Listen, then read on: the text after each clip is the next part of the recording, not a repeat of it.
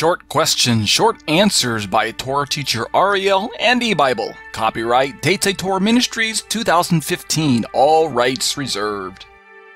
Okay, here's our question for tonight. What is the Feast of Tabernacles? Answer. Most of the details surrounding the Feast of Tabernacles were already covered in the first answer that you would find if you were using eBible.com's website. So I only want to provide some details that I feel were missed, or maybe I did not notice them in the first answer. Most of what you're going to be watching tonight by way of this video will show up as bullet points. So you ready? Here we go. Under the main point of historical background, one of 4 or 5 main points.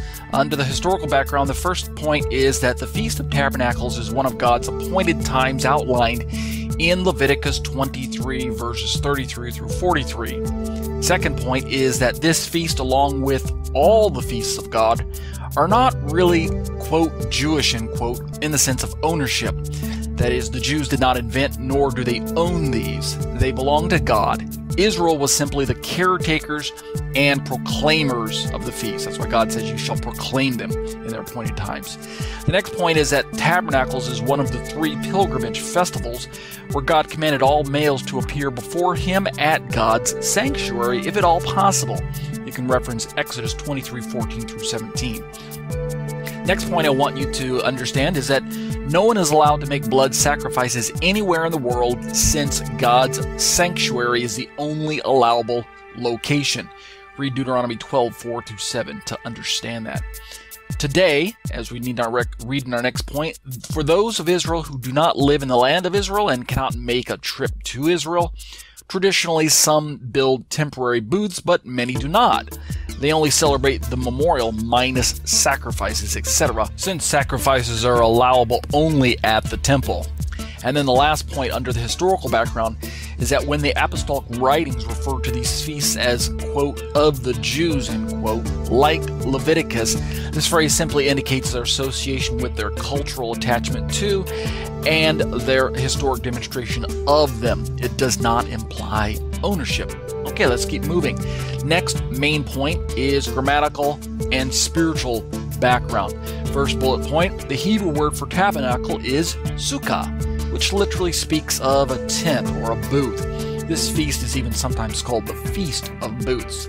Next point you need to understand is that this festival receives its name tabernacles or booths because God asked those of Israel who live in the land of Israel to dwell in temporary booths for 7 days in commemoration of wandering in the desert. You can read Leviticus 23:42 and 43 for that reference. Next point, the messianic application of tabernacles is that it points towards God the eternal Word coming to earth in the person of His Son Yeshua Jesus and taking up residence in a human vessel. Read John 1:14, where the English word dwell is actually the Greek word eskenosin, which literally implies pitched a tent. Alright, so that's all under the grammatical and spiritual background. Let's move to 2 points under future prophecies. Point number 1, since the Lord Yeshua literally fulfilled the first 4 of the 7 feasts at His first coming, it is my belief that He will likewise fulfill the final 3 in like fashion. And the second point, we also know that God will mandate worldwide keeping of this feast during the millennium, if you read Zechariah 14:16 through 18 and take it on a literal level. Let's move to a topic of practical application and relevance for Christians. I want you to be able to follow this particular biblical logic, okay? There's about 1, 2, 3, 4, 5 or so bullet points under this topic of practical application. Here we go. First point, they belong to God. Leviticus 23:1-3, as well as Leviticus 23:44. They're God's feasts. Point 2, when the temple still stood, tabernacles was kept with sacrifices and such.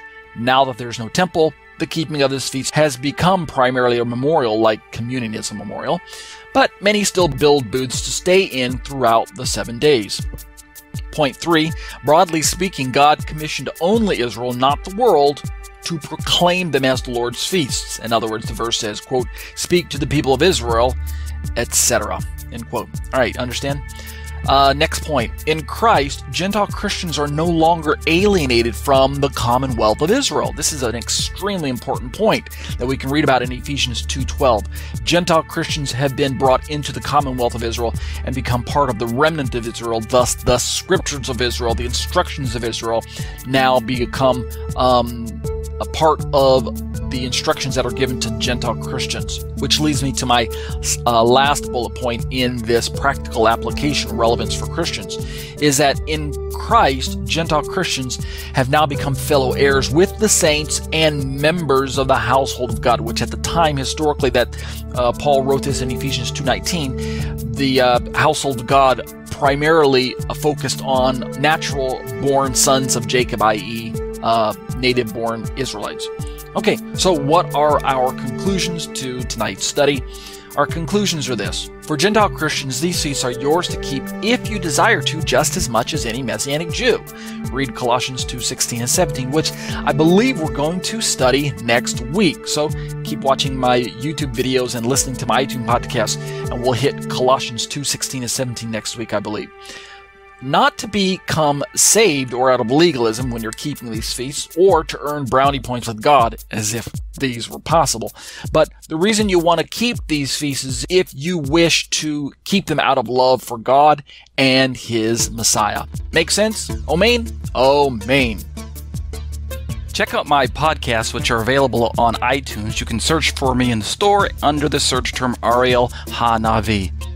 But if you prefer to watch your theology, check out my YouTube channel, subscribe to my YouTube channel, and click the bell for notifications. New content is added weekly or even daily.